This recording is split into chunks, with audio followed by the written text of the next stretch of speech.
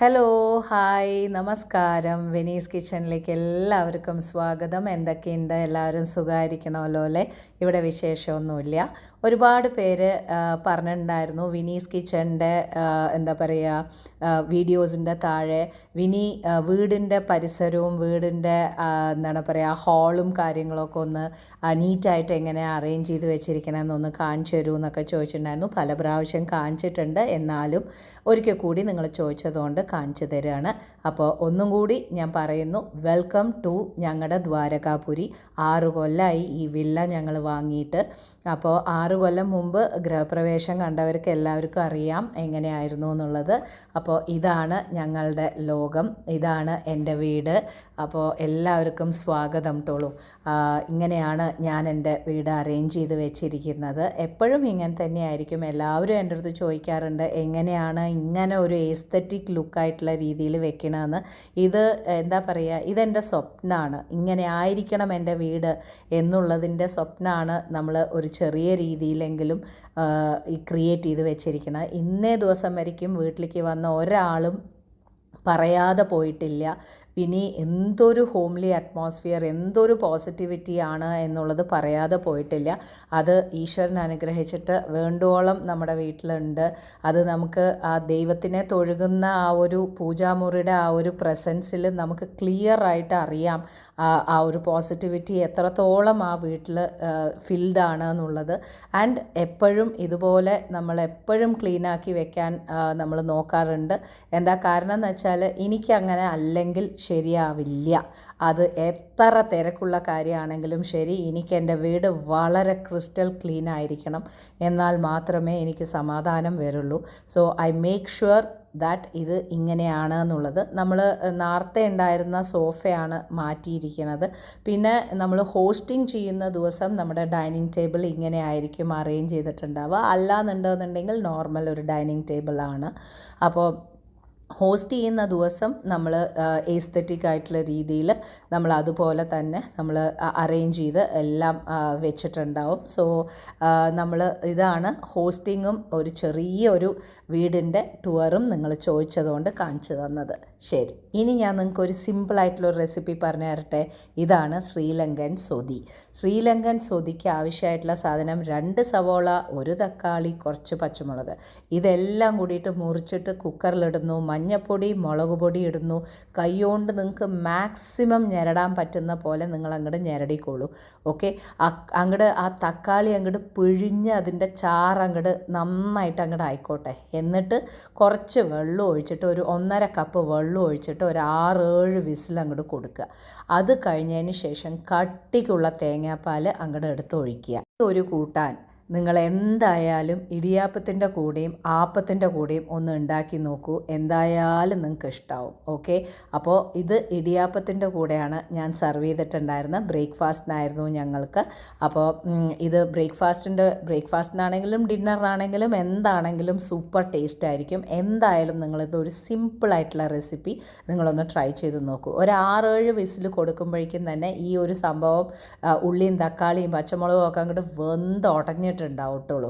അതിലേക്കാണ് നമ്മൾ ഈ ഒരു കട്ടിക്കുള്ള തേങ്ങാപ്പാൽ അങ്ങോട്ട് ഒഴിക്കണത്. ഇത് ആപ്പത്തിൻ്റെ കൂടെയും ഇടിയാപ്പത്തിൻ്റെ കൂടെയും പുട്ടിൻ്റെ കൂടെയും ഒക്കെ സൂപ്പറായിരിക്കും. ഇത് ശ്രീലങ്കൻ സൊതി എന്നാണ് പറയുന്നത്. ഓക്കെ, അപ്പോൾ ഇതും വിനീസ് കിച്ചണിൽ ഒരുപാട് ഡിമാൻഡിൽ വരുന്ന ഒരു ഐറ്റം തന്നെയാണ്. പക്ഷേ ഇന്ന് ഞാൻ ഉണ്ടാക്കിയിരിക്കുന്നത് വീട്ടിലേക്ക് വേണ്ടിയിട്ടുള്ള ഒരു ആവശ്യത്തിന് വേണ്ടി മാത്രം.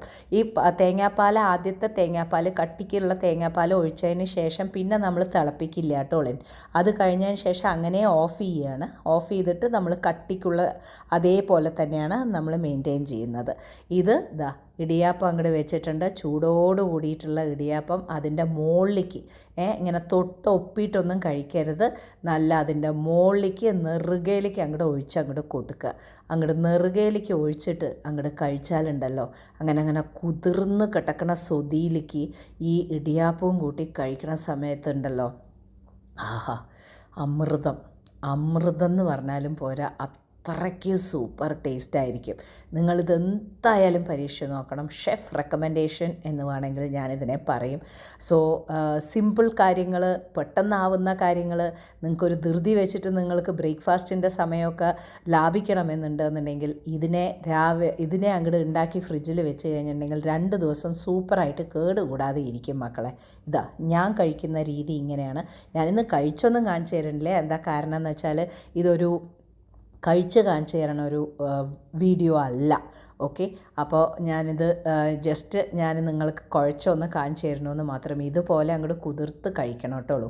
പിന്നെ നമുക്ക് വിനീസ് കിച്ചണിൽ ഓർഡേഴ്സ് ഉണ്ടായിരുന്നു. ഓർഡർ വന്നിട്ട് റൈസ് ഉണ്ടായിരുന്നു, പിന്നെ നാടൻ ലഡ്ഡു ഒരു 40 പീസ് വേണമെന്ന് പറഞ്ഞിട്ടുണ്ടായിരുന്നു. നമ്മുടെ മഞ്ഞ ലഡ്ഡു ഇല്ലേ, ആ മഞ്ഞ ലഡ്ഡു കൽക്കണ്ടമൊക്കെ ഇട്ടിട്ടുള്ള മഞ്ഞ ലഡ്ഡു 40 പീസ് വേണം പറഞ്ഞിട്ടുണ്ടായിരുന്നു. ഇത് വന്നിട്ട് ഒരു 10 പേർക്കുള്ള കൂട്ടാനും ചോറും മാത്രമാണ്. അവർ പറഞ്ഞ റിക്വസ്റ്റ് പ്രകാരമാണ് നമ്മൾ ചെയ്യുന്നത്. അപ്പോൾ പുളിശ്ശേരി, അതേമാതിരി തന്നെ ക്രീമി അവിയൽ, അതേമാതിരി എന്താണ് പറയുക, നമ്മുടെ കൂട്ടുകറി, ഇതൊക്കെയാണ് അവർ വേണമെന്ന് പറഞ്ഞിട്ടുണ്ടായിരുന്നു. കൂടുതലായിട്ട് അവർ വേറെ ഒന്നും ആവശ്യപ്പെട്ടിട്ടുണ്ടായിരുന്നില്ല. ഇത് മാത്രം ഒരു 10 പേർക്ക് പൂജയ്ക്കുള്ളതിനാണെന്നാണ് പറഞ്ഞിട്ടുണ്ടായിരുന്നത്. അതൊക്കെ റെഡിയാക്കി അവർ വന്ന് കൊണ്ടുപോയിട്ടുള്ളൂ. ഇനി വിനീസ് കിച്ചണിൽ ഉണ്ടായിരുന്ന വേറൊരു ഐറ്റം എന്തായിരുന്നു എന്ന് വെച്ചാൽ ബ്യൂറിറ്റോ ബൗൾ എന്ന് പറയുന്ന മെക്സിക്കൻ ബ്യൂറിറ്റോ ബൗളാണ് നമ്മൾ ഡിന്നറിന് നമ്മൾ കൊടുത്തിട്ടുണ്ടായിരുന്നത്. ഇത് ഹെർബ് റൈസാണ് നടുവിൽ വെച്ചിരിക്കുന്നത്. അതേമാതിരി തന്നെ ഇത് റെഡ് ബീൻ മാഷ് എന്ന് പറയുന്ന സംഭവമാണ്. മാഷ്ഡ് പൊട്ടേറ്റോ എന്നൊക്കെ കേട്ടിട്ടില്ലേ, അതേപോലെ തന്നെ റെഡ് ബീനിൻ്റെ കൊണ്ടുള്ള മാഷാണ് അത് ചെയ്തിരിക്കുന്നത്. ഇപ്പം ഞാൻ ആഡ് ചെയ്യുന്നത് അവക്കാഡോൻ്റെ ഗുവക്കമോലെ, അതാണ് ആഡ് ചെയ്യുന്നത്. അതിൻ്റെ കൂടെ തന്നെ ഇപ്പുറത്തെ സൈഡിൽ വീണ്ടും ഒരു കോണിൻ്റെ സാലഡ് വരും. പിന്നെ വേർഷൻ വെജുമുണ്ട്, നോൺ വെജുമുണ്ട്. പന്നീരാണെങ്കിൽ പന്നീർ, ഗ്രിൽ ചിക്കൻ ആണെങ്കിൽ ഗ്രിൽ ചിക്കൻ, ഇല്ലെങ്കിൽ ഗ്രിൽ പന്നീരാണെങ്കിൽ ഗ്രിൽ പന്നീർ. ഇതൊരാൾക്ക് ശരിക്കും പറഞ്ഞു കഴിഞ്ഞിട്ടുണ്ടെങ്കിൽ വയറ് നിറയുന്ന പോലെയുള്ള ഒരു ബ്യൂറിറ്റോ ബൗളാണ്. അപ്പോൾ നമ്മൾ ഈ മെക്സിക്കൻ റെസ്റ്റോറൻറ്റ്സിലൊക്കെ പോയി കഴിഞ്ഞ് കഴിഞ്ഞിട്ടുണ്ടെങ്കിൽ ഇങ്ങനെയാണ് ഒരു ബ്യൂറിറ്റോ ബൗൾ നമുക്ക് കിട്ടുക. അത് വിനീസ് കിച്ചണിൽ അവൈലബിൾ ആണ്. അപ്പോൺ റിക്വസ്റ്റാണ് നമ്മളിത് ചെയ്തു കൊടുക്കുന്നത്. അപ്പോൾ ഇത് കോൺ സാലഡുമായി. ഇത് ഒരാൾക്ക് കംപ്ലീറ്റ് ആയിട്ട് എൻ്റെ ക്വാണ്ടിറ്റി കഴിച്ച് തീർക്കാൻ പറ്റില്ല കേട്ടോ. വിനീസ് കിച്ചണിൽ കൊടുക്കുന്ന ക്വാണ്ടിറ്റി ഒരിക്കലും കഴിച്ച് തീർക്കാൻ പറ്റില്ല. ബിക്കോസ് നമ്മൾ കണ്ടറിഞ്ഞ് തന്നെയാണ് കൊടുക്കുന്നത്. ഇത് ഇത്രയ്ക്കൊന്നും ഉണ്ടാവില്ല റെസ്റ്റോറൻറ്റിൽ പോയി കഴിക്കുന്ന സമയത്ത്. ഇതിൻ്റെ മുകളിൽ തന്നെ നമ്മൾ സോട്ടേ ചെയ്തിട്ടുള്ള ക്യാപ്സിക്കം, ഇതാണ് ബ്യൂറിറ്റോ ബൗൾ എന്ന് പറയുന്ന വിനീസ് കിച്ചണിൽ അവൈലബിൾ ആയിട്ടുള്ള ഐറ്റം. ഇതിൻ്റെ കൂടെ തന്നെ നമ്മൾ എന്താണ് സെർവ് ചെയ്യണമെന്ന് വെച്ചാൽ നമ്മൾ ഹോം മെയ്ഡ് സാൽസയാണ് ഇതിൻ്റെ കൂടെ സെർവ് ചെയ്യുന്നത്. എല്ലാം ഹോം മെയ്ഡാണ്. അപ്പോൾ ബ്യൂറിറ്റോ ബൗൾ ഇടയ്ക്കിടയ്ക്ക് ആൾക്കാർ ഓർഡർ ചെയ്യാറുണ്ട്. എന്താ കാരണം എന്ന് വെച്ചാൽ ഈ ഒരു ബൗൾ അങ്ങോട്ട് കൊണ്ടുപോയി കഴിഞ്ഞിട്ടുണ്ടെന്നുണ്ടെങ്കിൽ പിന്നെ അവർക്ക് ടേക്ക് അവേ ആയിട്ട് കൊണ്ടുപോയിട്ടുണ്ടെന്നുണ്ടെങ്കിൽ അവരെവിടെ ക്യാമ്പിങ്ങിന് പോവുകയാണെങ്കിലും ശരി ഓരോരുത്തർക്കും ഓരോ ബൗൾ കൊടുത്താൽ മതിയല്ലോ. കംപ്ലീറ്റ് ഫിൽഡ് ആയിട്ടുള്ള രീതിയിലുള്ള കാര്യങ്ങളാണ്. എല്ലാ പച്ചക്കറിയും, പ്രോട്ടീൻസിന് ചിക്കനും ഇല്ലെങ്കിൽ പനീറും, എന്താണ് പറയുക, 3 തരമുള്ള സാലഡ്സും എല്ലാം കൊണ്ട് ഇത് കംപ്ലീറ്റ് ആയിട്ടുള്ളൊരു മീലാണ്. അങ്ങനെ ഡെലിവറിക്ക് കംപ്ലീറ്റ് ആയിട്ട് ബ്യൂറിറ്റോ ബൗൾസ് എല്ലാം തന്നെ നമ്മൾ റെഡിയാക്കി വെച്ചിട്ടുണ്ട്. അതെല്ലാം ഇനി അടച്ചിട്ട് വെജ് ഏതാണ് നോൺ വെജ് ഏതാണെന്ന് എഴുതി കഴിഞ്ഞിട്ടുണ്ടെങ്കിൽ ആൾക്കാർക്ക് കൊടുക്കാൻ എളുപ്പമായിരിക്കും. ഓക്കെ, അതും കൂടി ഒരു അപ്ഡേറ്റ് ആയല്ലോ. ഇനി ഞാൻ നിങ്ങൾക്ക് കാണിച്ചു തരാൻ പോകുന്നത് വിനീസ് കിച്ചണിൽ ഞാൻ ഇൻട്രൊഡ്യൂസ് ചെയ്തിട്ടുള്ള ഡോക്ടേഴ്സ് ഹാമ്പർ എന്ന് പറഞ്ഞിട്ടുള്ള ഒരു സംഭവമാണ്. ഡോക്ടേഴ്സ് എൻ്റെ മകൻ പഠിക്കണതുകൊണ്ട് മാത്രമല്ല കേട്ടോ, പണ്ട് മുതലേ എനിക്ക് ഡോക്ടർമാർ എന്ന് പറഞ്ഞാൽ ഭയങ്കര റെസ്പെക്റ്റാണ്. ബിക്കോസ് എല്ലാ മാലാഖമാർക്കും ചിറക് വേണമെന്നില്ല. ചില മാലാഖമാർ കഴുത്തിൽ സ്റ്റെതസ്കോപ്പ് ഇട്ടിട്ടാണ് വരിക.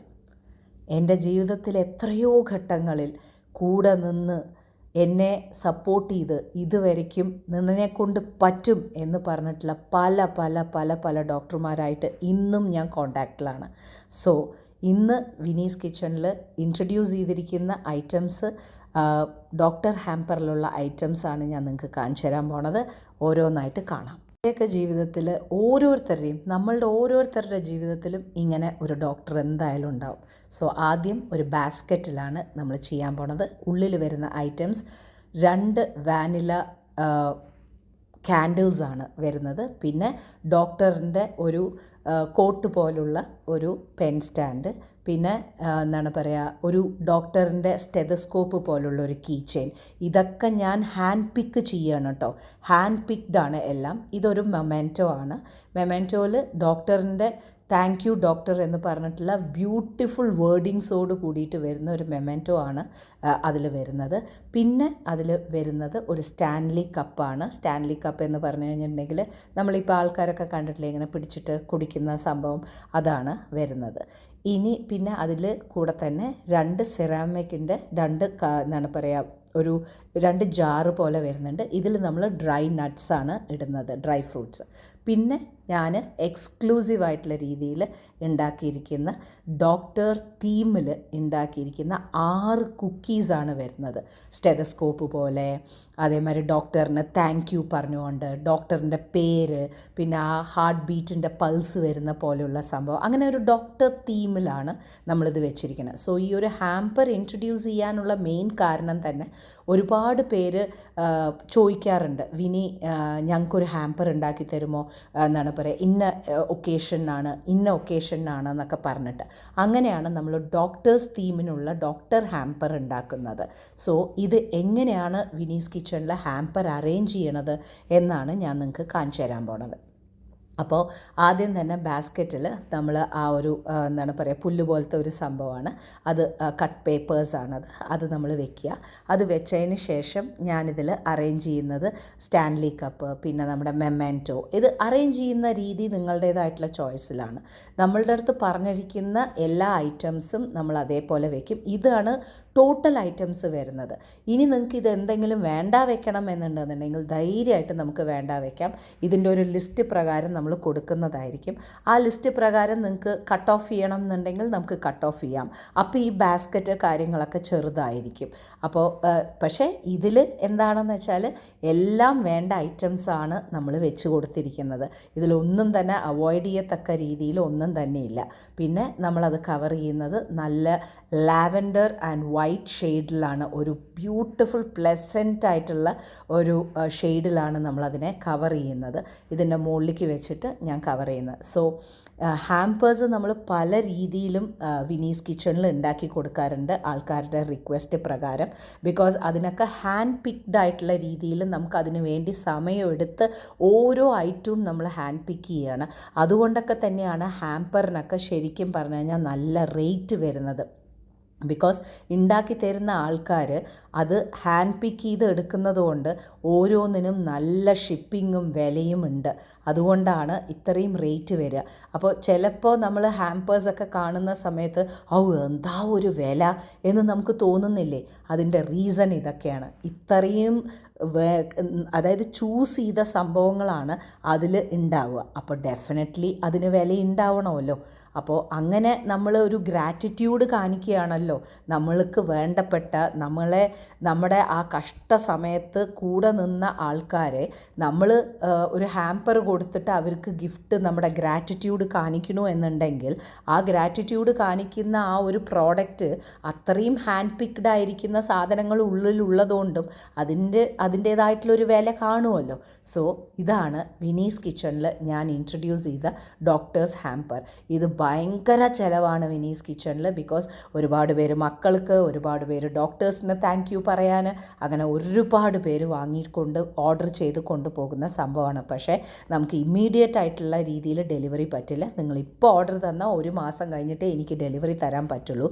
ബിക്കോസ് ഓരോന്നും ഷിപ്മെൻറ്റിൽ വന്നിട്ട് വേണം, അങ്ങനെയാണ്. സോ ഇതൊക്കെയാണ് വിനീസ് കിച്ചണിലെ വിശേഷങ്ങൾ ലേറ്റ്ലി. അപ്പോൾ നിങ്ങൾക്ക് ആ ഒരു കാര്യം ഇഷ്ടമായി എന്ന് പ്രതീക്ഷിക്കുന്നു. അപ്പോൾ ഇതാണ് നമ്മുടെ സ്പെഷ്യൽ ഡോക്ടേഴ്സ് ഗിഫ്റ്റ് ഹാമ്പറായിട്ട് വിനീസ് കിച്ചണിൽ നമ്മൾ ഇൻട്രൊഡ്യൂസ് ചെയ്ത കാര്യങ്ങൾ. അത് അത്രമാത്രം ഡോക്ടേഴ്സ് താങ്ക് യു പറഞ്ഞിട്ടുണ്ടായിരുന്നു. എൻ്റെ അടുത്ത് ഓരോരുത്തരും ഗിഫ്റ്റ് കൊടുത്തിട്ട് വിനീസ് കിച്ചണിൻ്റെ പോസ്റ്റർ കണ്ടതിന് ശേഷം ഡോക്ടർമാർ നമ്മളെ വിളിച്ചിട്ട് പറഞ്ഞിട്ടുണ്ടായിരുന്നു. അപ്പോൾ അതായില്ലേ, ഇനി അടുത്തത് വിനീസ് കിച്ചണിലത്തെ ഹോസ്റ്റിംഗ് ആണ് നിങ്ങൾ കാണുന്നത്, സപ്പർ ക്ലബ് ഹോസ്റ്റിംഗ്. അപ്പോൾ നമുക്ക് ഫുൾ ക്രൗഡ് എപ്പോഴും ഉണ്ടാവാറുണ്ട്. അപ്പോൾ നമ്മൾ ഹോസ്റ്റ് ചെയ്ത് അതിന് വേണ്ടിയിട്ടുള്ള കാര്യങ്ങൾ അവർക്ക് പറഞ്ഞു കൊടുത്ത് അവർ ഭക്ഷണം കഴിക്കുന്ന സമയത്ത് ഓരോ ഡിഷിൻ്റെയും വിഭവത്തിൻ്റെയും ആ ആചാരത്തിൻ്റെയും എങ്ങനെ ആ വിഭവം വന്നു എന്നുള്ളതും എല്ലാം നമ്മൾ ക്ലിയറായിട്ട് അവരെ പറഞ്ഞ് മനസ്സിലാക്കി ആ ഒരു പെർട്ടിക്കുലർ മെനു ആണ് നമ്മൾ ഫോളോ ചെയ്യുന്നത്. അതുപ്രകാരം അത് ഫോളോ ചെയ്ത് അവരവിടെ ഇരുന്ന് സംസാരിച്ചു കൊണ്ടിരിക്കുമ്പോൾ എൻ്റെ സിഗ്നേച്ചറായിട്ടുള്ള റെസിപ്പീസാണ് ഞാനിവിടെ ഉണ്ടാക്കിക്കൊണ്ടിരിക്കുന്നുണ്ടാവുക. അങ്ങനെ നമ്മൾ സപ്പർ ക്ലബ്സ് ഹോസ്റ്റ് ചെയ്യുന്നത്. ഇപ്പോൾ സപ്പർ ക്ലബ് ഹോസ്റ്റ് ചെയ്തിട്ട് ഞാൻ ഏകദേശം ഇപ്പോൾ 2-2.5 കൊല്ലമായി.